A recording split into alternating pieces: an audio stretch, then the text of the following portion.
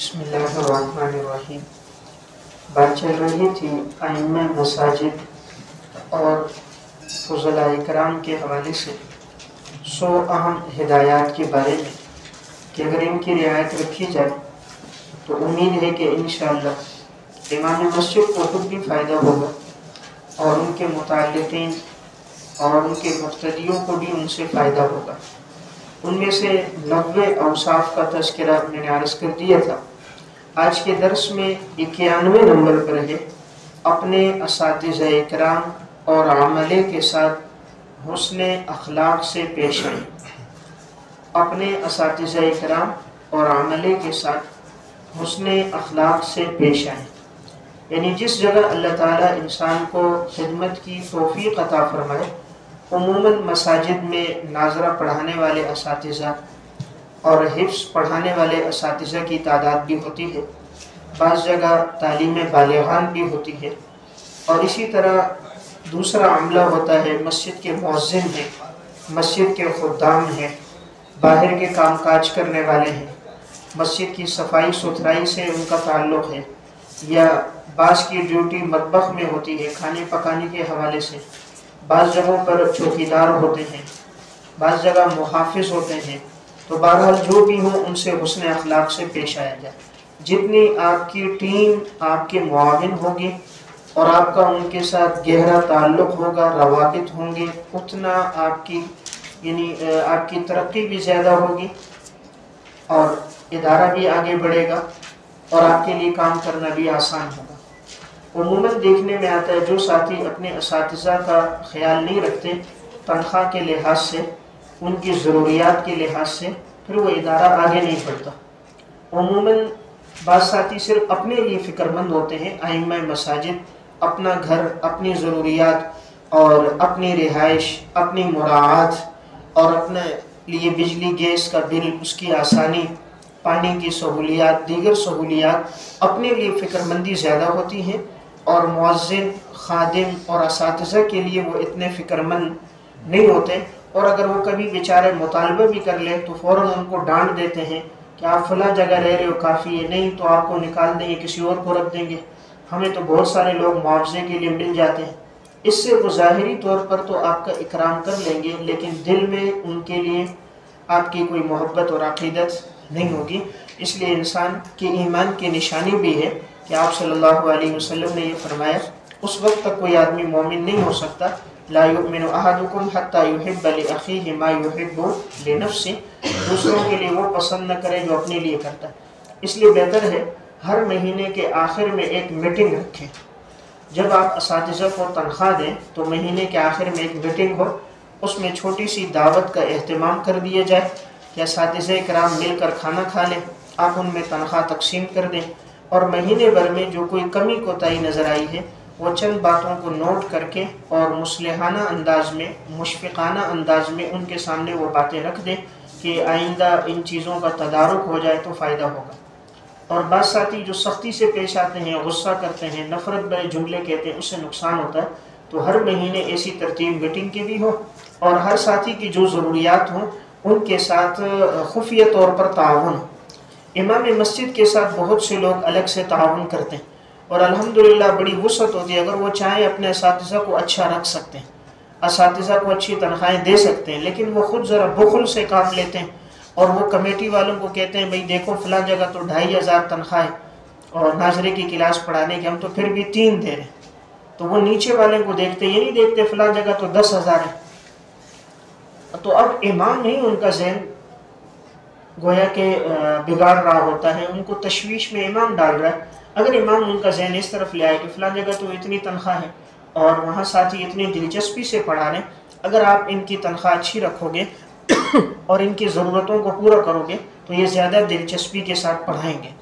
اور ایک بات یاد رکھیں، جتنا آپ تنخواہ بڑھا دیں گے، اللہ رب العزت آپ کی آمدنی میں، چندے میں اس سے زیادہ اضافہ کر دے گا۔ حضرت مفتی اعظم پاکستان مفتی محمد رفیع عثمانی صاحب رحمۃ اللہ علیہ، حضرت کا ایک انٹرویو تھا، فرما رہے تھے کہ جب بھی میں اساتذہ اکرام اور عملے کی تنخواہوں کو بڑھاتا ہوں، اللہ رب العزت اس سے کئی گنا زیادہ اخراجات میں جو کمی ہے اللہ اس کو بڑھا دیتا ہے۔ یعنی جتنی تنخواہ بڑھتی ہیں اللہ اس سے خزانہ غیب سے ڈبل اضافہ کر دیتا ہے۔ اس لیے یہ بات نہ ہو کہ تنخواہ بڑھے گی تو بوجھ آئے گا۔ جو اللہ تعالیٰ 1.5-2 لاکھ روپے مہیا کر رہا ہے وہ 10-15 ہزار روپے بھی انشاءاللہ مہیا کر دے گا، اللہ کے خزانے میں کمی نہیں۔ پچھلے دنوں میں تنخواہ تھوڑی سی بڑھائی 1-1 ہزار روپے تمام ساتھیوں کی، تو تھوڑا سا اس اعتبار سے کہ تقریباً 21,000 روپے کا ہر مہینے اضافہ ہو گیا، تو تھوڑی دیر کے لیے سوچ رہا تھا کہ شاید 21,000 ہے، لیکن کہا نہیں الحمدللہ اللہ تعالیٰ اضافہ فرما دے گا۔ اگلے جمعے سے مستقل ایک شخص ایسا مل گیا، اس نے کہا میں ہر مہینے 20,000 روپے دوں گا تنخواہ قیمت میں، بس ادھر بڑھانا تھا، ادھر اللہ نے اس کے لیے غیبی انتظام فرما دیے۔ تو اللہ تعالیٰ انتظام فرما دیتا ہے جب انسان مخلص ہو کے کام شروع کر دیتا ہے۔ اس لیے اپنے اساتذہ کو جتنا خوش رکھیں گے اتنا ادارہ زیادہ ترقی کرے گا اور وہی ساتھی معاون ہوں گے، ورنہ وہ کہیں گے امام صاحب کے گھر میں یہ چیزیں آ رہی ہیں، یہ مراعات ہیں اور ہمارے لیے اتنی پریشانیاں تکلیفیں، تو وہی باہر جا کر وہ باتیں بتائیں گے جس سے لوگ آپ سے کٹیں گے، اور جب اپنا آدمی گھر کا آدمی مخالف ہو جائے نقصانات زیادہ ہوتے ہیں، اور چونکہ تمام چیزوں سے واقف ہوتا ہے اور اس کو ساری باتوں کے بارے میں معلومات ہوتی ہیں، ہر چیز سے واقفیت ہوتی ہے، اس لیے بہتر ہے اپنے خادم کو، مسجد کا خادم ہو مؤذن ہو، اس کو اچھے طریقے سے رکھیں اور ان کی جتنی ضروریات ہیں اس کے لیے فکر مند رہیں۔ اللہ رب العزت انشاءاللہ اس کے لیے غیبی انتظام فرما دیں گے۔ نمبر 92، عہدے داران اور مالداروں سے زیادہ روابط نہ رکھیں۔ عہدے داران اور مالداروں سے زیادہ روابط نہ رکھیں۔ عموماً ہر علاقے کی سطح میں بعض ہوتے ہیں جن کے پاس سرکاری طور پر عہدے ہوتے ہیں، کوئی MNA ہے، کوئی NPA ہے، کوئی ناظم ہے، یا دیگر کوئی کسی جماعت کا ہے، کسی پارٹی کا ہے، یا کوئی صاحب حیثیت دولت ثروت پیسے والے لوگ ہیں، ان سے زیادہ روابط نہ رکھیں، بقدر ضرورت رکھیں۔ اس کے 3 فائدے۔ پہلا فائدہ یہ ہے آپ کے روابط جب ان کے ساتھ زیادہ ہوں گے، نمبر 1 آپ کی ہیبت، آپ کی عزت اور رعب میں کمی آئے گی۔ جب آدمی بار بار کسی سے ملتا رہتا ہے، ملاقاتیں کرتا ہے، تو اس کی عزت اور وقار میں کمی آ جاتی ہے، اور جتنا تاخیر سے مل رہا ہوتا ہے اتنی اس کی عزت برقرار رہتی ہے۔ نمبر 2، جب بار بار ان کے ساتھ ملنا ہوگا تو عوام الناس کے دل میں غلط فہمیاں آئیں گی، وہ بدگمانی کریں گے فلاں مالدار سے ان کا تعلق ہے، وہ معاذ اللہ اس وجہ سے کہ اس کے پاس پیسہ ہے، ہمارے ساتھ تو حضرت اتنا نہیں بیٹھتے، ہمارے ہاں اتنا نہیں ٹھہرتے، لیکن فلاں کے ساتھ تو 2-2 گھنٹے کی مجلس ہے، ہر دن آدھا گھنٹہ ان کے ساتھ بیٹھے ہوئے، تو لوگوں کے دلوں میں غلط فہمیاں آئیں گی، بدگمانیاں پیدا ہوں گی۔ اس لیے انسان اپنے دامن کو پاک رکھے، ایسے لوگوں سے دور رہے۔ نمبر 3، جب آدمی ان کے قریب رہتا ہے تو ان کے احسان تلے دب جاتا ہے، اور پھر اس کو وہ بات کرنی پڑتی ہے جو وہ چاہتے ہیں۔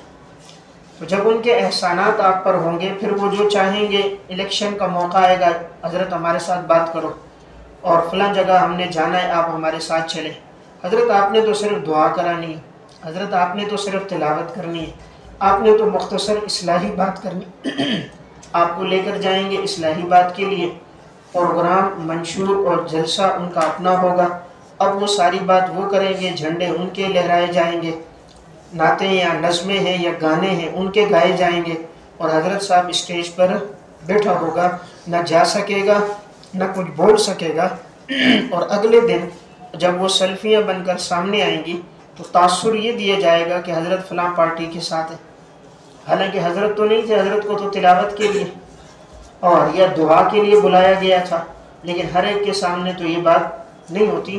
اس لیے بہتر ہے دنیا میں کسی کا احسان لیں ہی نہیں، مالداروں کے احسان ہی نہ لیں، اور جب بھی وہ اس طرح کے لیے کسی بات کے لیے آئیں، جی جزاک اللہ، اگر کوئی تعاون کرنا چاہے فبہا، ان سے لینے کے لیے تعاون بھی ان کے گھر نہ جائے، آپ نے دینا ہے اللہ کے نام پر مسجد میں آ کر دے دیں، فلاں مؤذن صاحب کو دے دیں، وہ مجھے دے دیں گے۔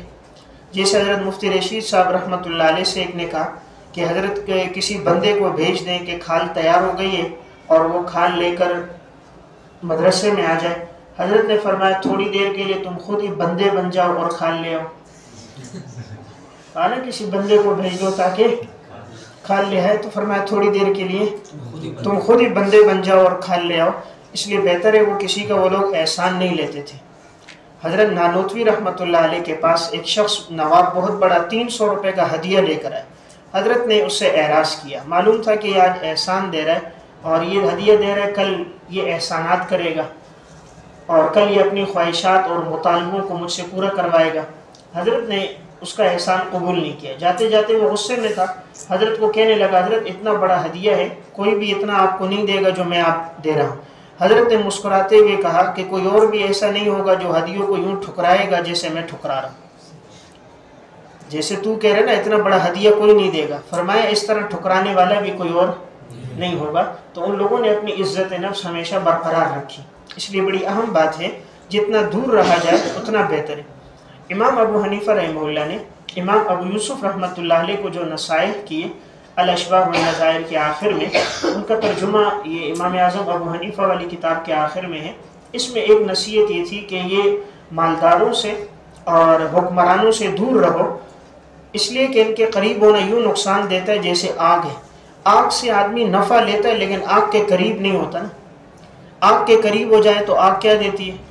نقصان دیتی ہے. تو آدمی نفع لیتا ہے دور دور ہو کر اور تھوڑا جتنا ضرورت ہے نفع لیا اٹھ جاتا ہے.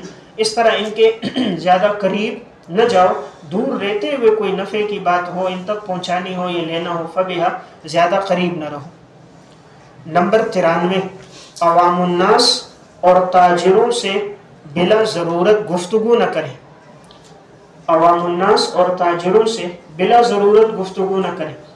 آدمی جتنا ان تاجروں کے قریب ہوتا ہے تو یہ اپنی مرضی کی بات آپ سے کہلوا دیں گے، اپنی مرضی کا فتویٰ کہہ دیں گے حضرت نے ہمیں تو یہ بات کہی تھی، حالانکہ آپ نے کوئی اور قیودات شرائط بیان کی ہوں گی. یہ لوگ ان شرائط قیودات کو حذف کر کے اپنے مطلب کی بات کہلوا دیں گے. اور نمبر 2، جب ان کے ساتھ مجالس میں زیادہ گفتگو ہوگی تو عموماً گفتگو کے دوران کبھی غیبت، کبھی بہتان اور کبھی حسد پہ کوئی مشتمل جملہ، کوئی ایسا جو مجلس کے خلاف ہو جاتا ہے، پھر یہی لوگ اس چیز کو دلیل بنا کر آگے پیش کر رہے ہوتے ہیں.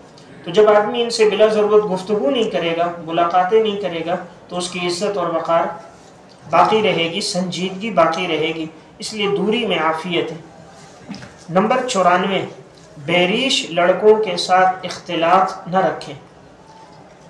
بیریش لڑکوں کے ساتھ اختلاط نہ رکھیں، یعنی وہ لڑکے جو جن کی داڑھی نہ ہو اور نابالغ بچے ہوں، ان کے ساتھ روابط اور تعلقات نہیں رکھنے چاہیے. اپنی عزت کی حفاظت کرنی چاہیے. امام صاحب رحمۃ اللہ علیہ نے امام ابو یوسف رحمہ اللہ سے فرمایا تھا وَلَا تُكَلِّمِ الْمُرَاهِقِينَ فَإِنَّهُمْ فِتْنَةٌ وَلَا بَأْسَ أَن تُكَلِّمَ الْأَطْفَالَ وَتَمْسَحَ رُؤُوسَهُمْ.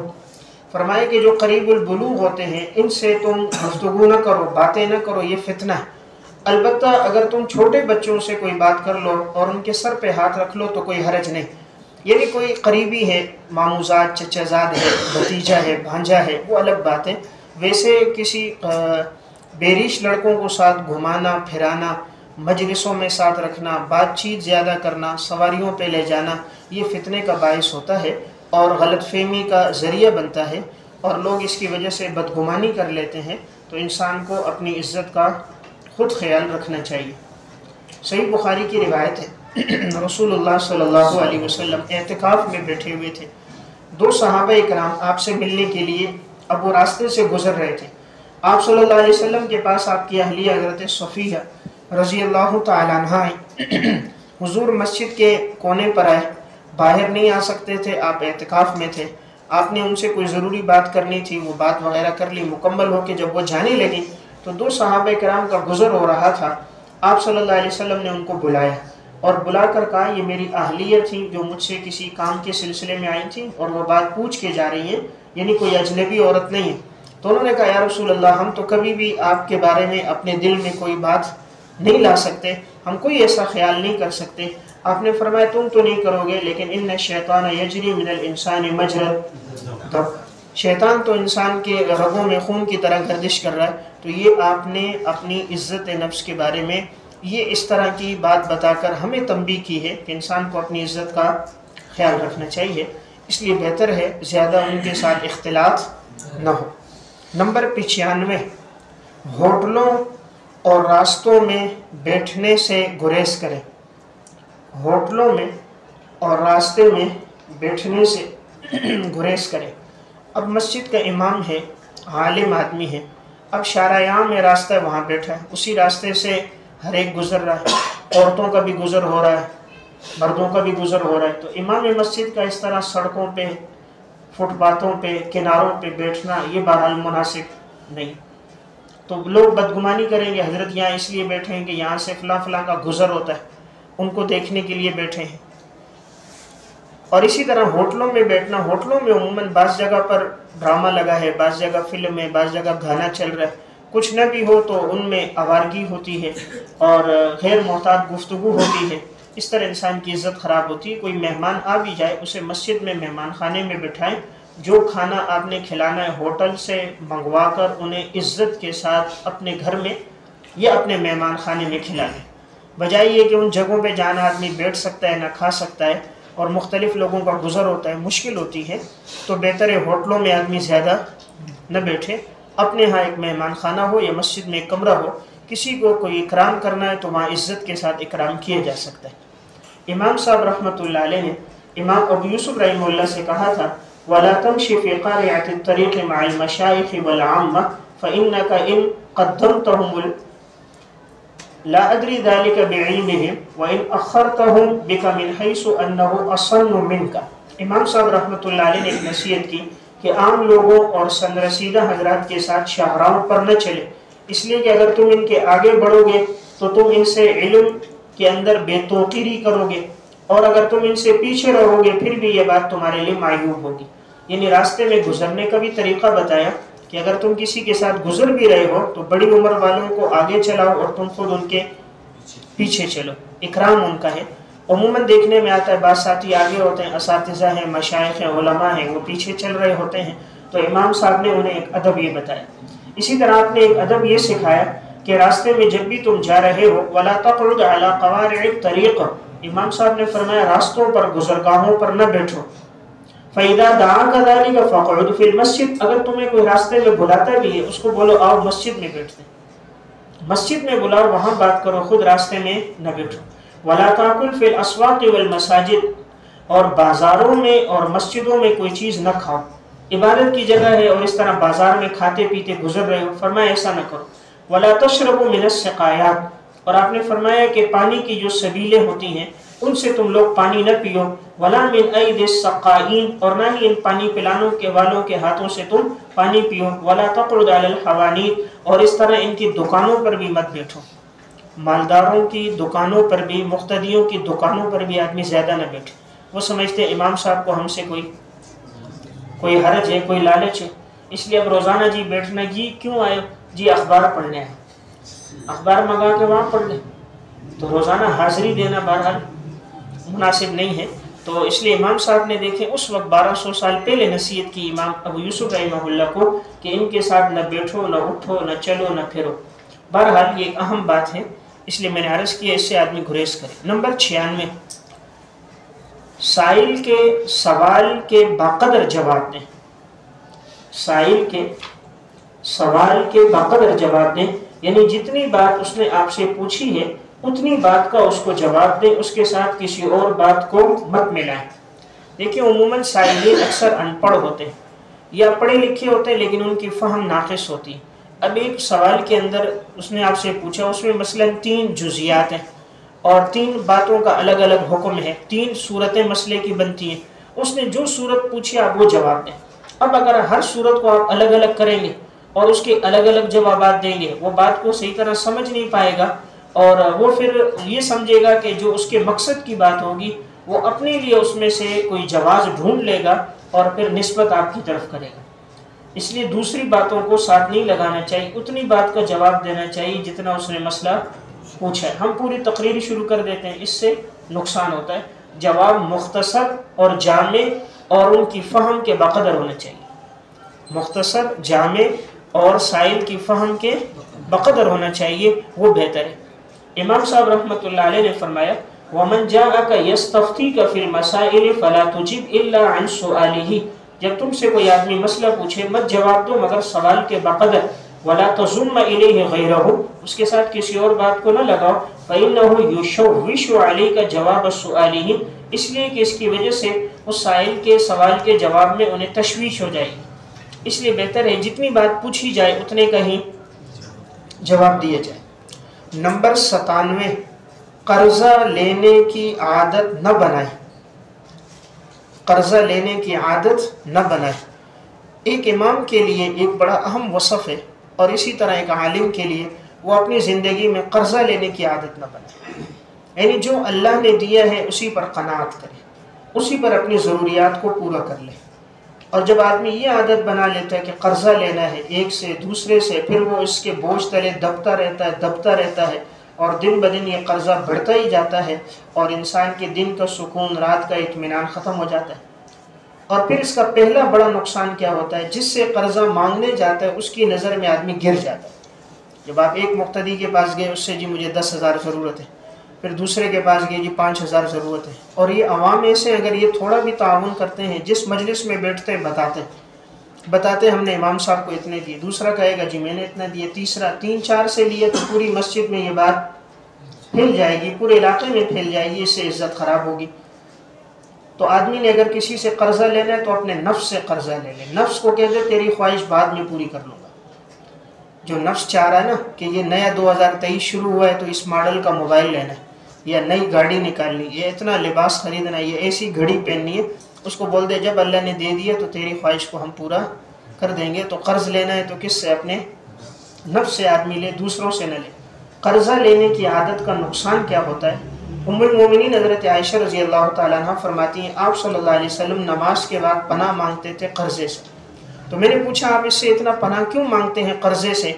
تو آپ صلی اللہ علیہ وسلم نے فرمایا جب آدمی قرضہ لے لیتا ہے تو اذا وعد اخلف، وعدہ کرتا ہے خلاف ورزی کرتا ہے، وعدہ کرتا ہے آپ کو فلاں دن پیسے دوں گا، پھر نہیں دیتا، بات کرتا ہے پھر جھوٹ بولتا ہے کہ بھئی میرے گھر میں تو مصیبت آ گئی، پریشانی آ گئی، فلاں بیماری آ گئی، فلاں حادثہ ہو گیا، حالانکہ ہوتا کچھ نہیں ہے لیکن وہ جھوٹ بولتا ہے۔ تو یعنی بات میں آدمی جھوٹ بولتا ہے اور وعدہ خلافی کرتا ہے۔ تو اب یہ دیکھیں 2 بڑے گناہوں میں مبتلا ہوا قرض کی وجہ سے۔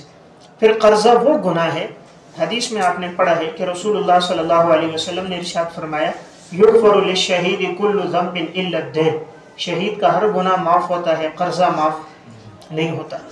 اور مشہور روایت ہے کہ جب آپ کے پاس جنازہ آتا آپ کا پہلا سوال ہوتا حل علیہ دین، کیا اس پر قرضہ تو نہیں؟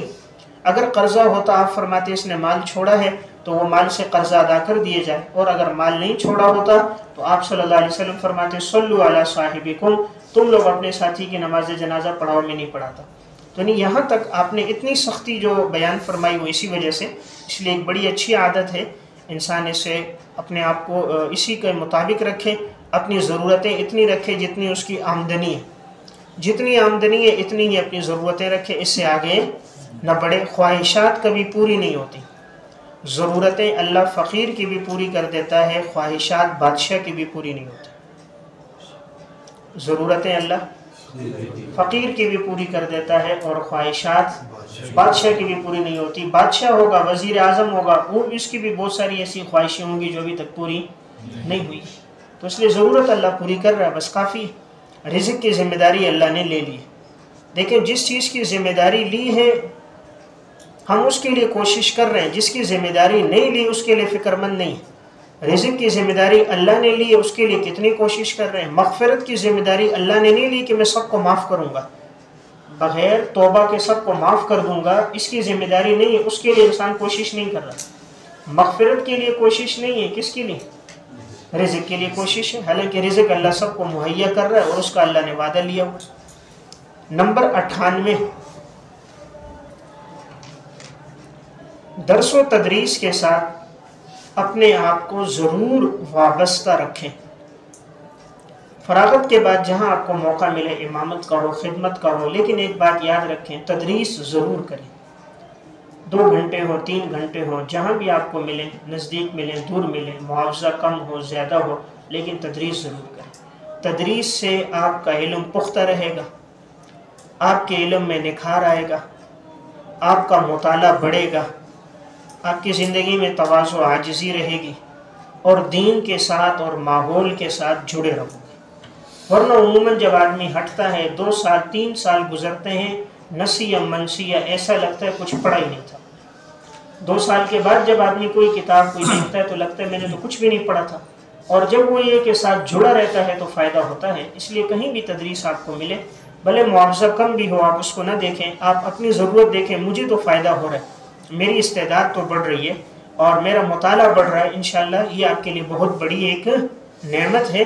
تو جہاں بھی اگر یہ نعمت ملے اس سے اعراض نہ کریں۔ ہمارے ساتھی کاروبار میں آج کل نئی نسل دلچسپی زیادہ لیتی ہے، تدریس کی طرف کم آ رہے، کاروبار کی طرف اور سرکاری عہدوں کی طرف دلچسپیاں زیادہ ہے، ڈگریوں کی طرف زیادہ دلچسپی ہے، اور امامت کی طرف اور تدریس کی طرف دلچسپی کم ہے۔ اس کی وجہ یہ کہ چونکہ اس میں بظاہر معاوضہ کم نظر آ رہا ہے اور وہاں معاوضے زیادہ نظر آ رہے ہیں، تو اس وجہ سے وہاں زیادہ چلے جاتے ہیں، حالانکہ اس کو دیکھ کر تو ہم آئے نہیں۔ اگر معاوضے کو دیکھنا تھا پھر یہ 10 سال دنیا میں کہیں لگا لیتے، بڑی بڑی تنخواہیں لے لیتے۔ تو جب ہم نے 8 سال پڑھا اور لوگوں نے ہمارے ساتھ جو تعاون کیا، زکوٰۃ کا پیسہ کھا کر ہم نے علم حاصل کیا، اس لیے تو نہیں کیا کہ ہم اپنے لیے سرکاری مراعات لیں، ہم اپنے لیے بڑی بڑی تنخواہیں لیں، اسی لیے کیا کہ دین کی خدمت کریں، دین کو آگے پہنچائیں۔ اللہ تعالیٰ ضرورتیں آپ کی غیب سے پوری کر دے گا۔ نمبر 99، عوام سے بڑھ کر عبادت کا اہتمام کریں۔ عوام سے بڑھ کر عبادت کا اہتمام کریں۔ امام ابو حنیفہ رحمۃ اللہ علیہ نے امام ابو یوسف رحمۃ اللہ علیہ کو وصیت کی تھی کہ تمہاری عبادت جو ہے وہ عوام سے بڑھ کر ہونی چاہیے۔ آج دیکھیں اذان ہوتی ہے، عوام الناس مسجد میں موجود ہوتے ہیں اور ہم سب سے آخر میں آ رہے ہوتے ہیں، نماز کھڑی ہوتی ہے پھر پہنچتے ہیں، نوافل کا اہتمام، تسبیحات کا اہتمام، تلاوت کا اہتمام نہیں ہوتا۔ عوام الناس میں فرائض کے ساتھ ساتھ تحیت المسجد، اشراق، اوابین، چاشت، تہجد کا اہتمام ہوتا ہے۔ تو ہم عبادت ان سے کم نہ رکھیں بلکہ ہماری عبادت ان سے زیادہ ہو۔ امام صاحب رحمۃ اللہ علیہ نے وصیت کرتے ہوئے فرمایا کہ تم ان سے پہلے مسجد میں آؤ اور اپنی عبادت کرو اور سب سے آخر میں جاؤ، کہ لوگ تم سے عبادت کرنا سیکھیں، تمہاری عبادت کو دیکھ کر وہ تم سے عبادت کا شوق اور جذبہ سیکھیں۔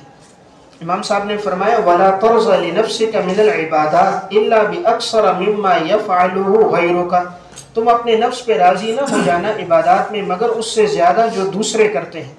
دوسرے لوگ جتنی عبادت کرتے ہیں تم ان سے زیادہ عبادت کرنا، تاکہ تمہاری عبادت کو دیکھ کر وہ لوگ بھی عبادت کا شوق پیدا کریں۔ تو بہرحال عبادت کی کثرت ہونی چاہیے۔ نمبر 100، آخری اور اہم بات یہ ہے، ہر آئے دن آپ کی عبادت میں اور خشیت میں اضافہ ہونا چاہیے۔